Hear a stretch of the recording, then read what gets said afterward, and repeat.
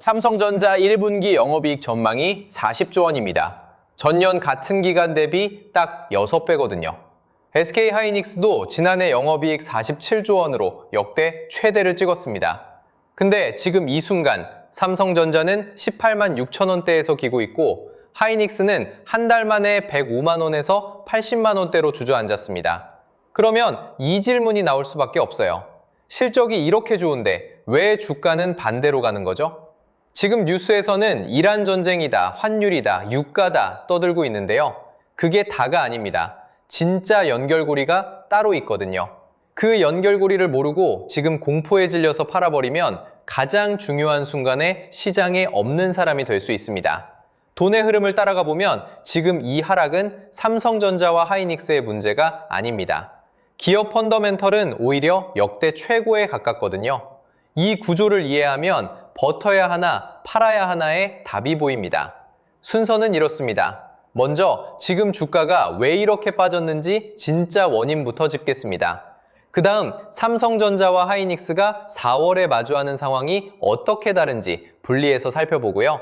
마지막으로 4월에 절대 놓치면 안 되는 날짜 4개를 드리겠습니다. 근데 뉴스에서 말하는 이란 전쟁은 사실 하나의 트리거일 뿐입니다. 진짜로 무서운 건 두 번째거든요. 하나씩 짚어보겠습니다. 첫 번째, 전쟁과 기름값입니다. 지금 중동 상황이 심각합니다. 2월 말에 이스라엘이 테헤란을 공격하면서 미국까지 참전했거든요. 문제는 이 전쟁이 끝날 기미가 안 보인다는 겁니다. 트럼프가 2, 3주 안에 철수하겠다고 했는데 이란 쪽은 아직 협상 제안에 답도 안 하고 있습니다. 전쟁이 길어지니까 호르무즈 해협 봉쇄 우려가 퍼지면서 기름값이 폭발했습니다. 국제유가 WTI가 배럴당 112달러까지 올랐습니다. 4년 만에 최고치거든요. 브렌트유는 140달러를 넘었습니다. 2008년 이후 처음입니다. 기름값이 오르면 물가가 오릅니다. 물가가 오르면 연준이 금리를 못 내립니다. 수영장에 비유하면 이렇습니다. 수영장에 물이 꽉 차 있으면 모두가 헤엄칠 수 있어요. 금리가 오르면 이 물을 빼는 작업이 시작됩니다. 물이 빠지면 제일 먼저 다리가 걸리는 게 성장주거든요. 실제로 미국 10년물 국채금리가 4.32%까지 올라갔습니다. 한 달 만에 0.22%포인트나 뛴 겁니다. 연준은 3월에 금리를 동결했고 올해 인하는 겨우 1회 전망입니다. 금리가 높으면 미래 실적으로 가치를 평가받는 AI 반도체 주식이 직격탄을 맞습니다. 삼성전자와 하이닉스가 빠진 첫 번째 이유입니다. 그런데 여기서 문제가 생겼습니다. 시장이 반도체 주식을 가장 세게 팔아치운 건 전쟁 때문이 아니었거든요. 두 번째, 구글 터보 퀀트 쇼크입니다. 3월 24일에 구글 리서치와 딥마인드가 같이 발표한 기술이 있습니다. 터보 퀀트라고 하는데 쉽게 말하면 AI가 같은 일을 하는데 메모리를 6배나 덜 쓰게 만드는 기술입니다. 처리 속도도 최대 8배 빨라집니다. 별도로 추가 학습 없이 기존 모델에 바로 적용할 수 있다고 했거든요. 시장이 이걸 보고 AI 메모리 수요가 급감하는 거 아니야? 라고 해석한 겁니다. 발표 다음 날 삼성전자가 4% 넘게 빠지고 하이닉스는 6% 넘게 급락했습니다. 근데 여기서 한 가지 생각해 볼 게 있습니다. MP3가 나왔을 때 하드디스크를 덜 쓰게 됐나요? 오히려 더 썼거든요. 음악 파일 용량이 줄어드니까 사람들이 더 많이 다운받았습니다. 이걸 경제학에서 재번스의 역설이라고 합니다. AI 메모리 효율이 좋아지면 AI 서비스 비용이 내려가고 수요는 오히려 폭발합니다. 그래서 이게 정말 악재인지 호재인지는 아직 모릅니다. 지금은 논문만 나온 상태거든요. 4월 23일부터 27일까지 브라질 리우데자네이루에서 열리는 AI 분야 최고 권위학회 ICLR에서 코드가 공개되고 업계가 실제로 검증합니다. 그때 답이 나옵니다. 진짜 연결고리는 따로 있습니다. 여기서부터가 핵심이에요. 세 번째, 월가의 사모펀드 시장 위기입니다. 은행 대신 사모펀드가 기업에 돈을 빌려주는 시장이 있는데 규모가 약 2,500조 원입니다. 이 시장의 부도율이 9.2%까지 치솟았습니다. 2009년 금융위기 때보다 높은 수준이거든요. 블랙록이 운용하는 260억 달러짜리 펀드에서 투자자들이 돈을 돌려달라고 했는데 분기 한도 5%만 돌려줬습니다. 펀드 역사상 처음 있는 일입니다. 블랙록 주가가 그날 7% 넘게 빠졌습니다. 이게 삼성전자와 하이닉스랑 무슨 상관이냐고요? 이런 위기가 터지면 월가 투자자들이 현금을 확보하려고 전 세계 주식을 팝니다. 특히 달러 강세 구간에서는 한국 같은 신흥국 주식을 먼저 정리하거든요.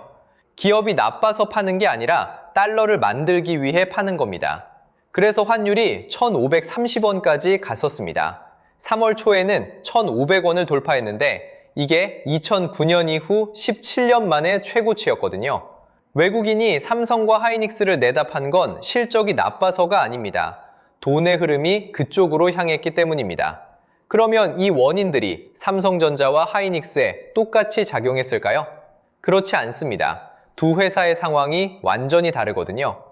저도 처음엔 둘 다 반도체니까 같이 움직이겠거니 했거든요. 근데 파고들어 보니까 달라요. 완전히 달라요. 먼저 지금 주가부터 보겠습니다. 삼성전자 18만 6,200원입니다. 증권사들이 내놓은 목표 주가 평균이 27만 원이에요. 지금 가격이 목표 대비 45% 싸다는 뜻입니다. SK하이닉스는 80만 원대거든요. 근데 증권사 목표 주가가 대신증권 145만 원, IM증권 150만 원, 하나증권 160만 원, KB증권 170만 원입니다. 가장 낮은 걸 기준으로 잡아도 현재 주가 대비 80% 이상 할인된 상태예요. 가장 높은 걸 기준으로 하면 110%입니다. 둘 다 싸긴 한데 할인율이 다릅니다. 하이닉스가 훨씬 더 벌어져 있어요. 왜 이런 차이가 나냐면 HBM 때문입니다. HBM은 AI 반도체에 쓰이는 고성능 메모리인데요. 엔비디아 GPU 옆에 딱 붙어서 데이터를 빠르게 넘겨주는 역할을 합니다. 지금 이 시장을 SK하이닉스가 62% 잡고 있어요. 마이크론이 21%, 삼성전자가 17%입니다. 하이닉스가 압도적이죠. 엔비디아 HBM3E만 따로 떼어보면 하이닉스 점유율이 71%까지 올라갑니다. 거기에 마이크로소프트 차세대 AI 칩 HBM3E 단독 공급 계약까지 따냈고요. 구글 TPU의 첫 번째 공급사이기도 합니다. 비유하자면 하이닉스는 포뮬러1 엔진 독점 공급사예요. 지금 레이스에서 달리는 차 10대 중 6대가 이 회사 엔진을 쓰고 있는 겁니다. 그러면 삼성전자는 어떤 상황이냐? 올해 2월 12일에 HBM4를 세계 최초로 양산 출하했습니다. 동작 속도가 최고 13GBps인데요. 엔비디아가 요구한 사양이 11GBps거든요. 그걸 넘어선 겁니다. 엔비디아 차세대 플랫폼 베라루빈에 탑재될 예정이에요. 삼성은 더 빠른 엔진을 개발해서 납품하기 시작한 신해입니다. 아직 점유율은 17%지만 HBM4 시대가 열리면 판이 바뀔 수 있어요. 실제로 UBS 전망에 따르면 올해 HBM4 시장에서 삼성전자 점유율이 28%까지 올라갈 것으로 보고 있습니다. 실적도 비교해 보겠습니다. 삼성전자 올해 연간 영업이익 전망이 200조에서 301조 원입니다. 대신증권이 201조, 모건스탠리가 245조, 맥쿼리가 301조를 전망하고 있어요. 1분기만 봐도 39조에서 43조 원인데 이게 전년 1분기 대비 6배입니다. SK하이닉스는 올해 100조 클럽 진입이 확실시됩니다. 대신증권이 100.8조, 하나증권은 232조까지 내다보고 있어요. 1분기 컨센서스가 29.8조 원이고 하나증권은 36.9조 원을 전망합니다. 여기서 이런 생각이 드실 수 있습니다. 실적이 이 정도면 지금 주가가 말이 안 되는 거 아니냐고요? 맞습니다. 말이 안 됩니다. 화장실이 급한데 칸이 꽉 찬 상황이에요. 실적은 들어가야 하는데 금리, 환율, 전쟁 같은 외부 변수가 문을 막고 있는 겁니다. 회적 발표 때까지 대기해야 합니다. 결론부터 말씀드리면 둘 다 복지부동입니다. 지금 가격에 파는 건 가장 중요한 순간에 시장에서 나오는 겁니다. 삼성전자는 HBM4 납품 확대가 확인되면 상황이 달라지고요. 하이닉스는 목표 주가 대비 80% 이상 할인된 상태인 만큼 실적 발표와 터보컨트 재평가가 촉매가 됩니다. 그러면 이 판세가 4월에 어떻게 바뀌는지 보셔야 합니다. 날짜가 있거든요. 돈의 흐름을 따라가 보면 4월에 딱 4개 날짜가 있습니다. 이 날짜들을 하나씩 지나면서 시장이 다시 판단하게 될 겁니다. 첫 번째, 4월 1일입니다. 이미 지난 날짜인데요. 이날 한국 국채가 세계 국채지수 WGBI에 편입되기 시작했습니다. 전 세계 국채를 모아둔 인덱스에 한국이 들어간 겁니다. 여기 편입되면 자동으로 외국인 자금이 들어오거든요. 규모가 70조에서 90조 원입니다. 11월까지 단계적으로 유입되는데 첫날부터 효과가 나타났습니다. 외국인이 하루 만에 국고채를 4.4조 원 순매수했고요. 환율은 1,530원에서 1,501원으로 하루에 29원이 빠졌습니다.